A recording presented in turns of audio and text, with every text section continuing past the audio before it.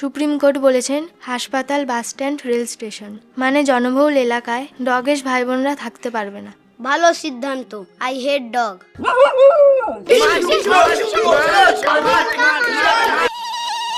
Supreme কোর্টের কথা অনুযায়ী ডগেশ ভাই বোনদের শেল্টার হোমে নিয়ে যাবে। যখন কোনো ডগেশ ভাই অ্যাক্সিডেন্ট হয়ে রাস্তায় পড়ে থাকে তখন কোনো হোম এনজিওকে খুঁজে পাওয়া যায় না। যদিও বা পাওয়া যায়, চিকিৎসার জন্য তারা মোটা অঙ্কের টাকা চায়। সব হোম এনজিও একই রকম না, কিছু ভালো আছে।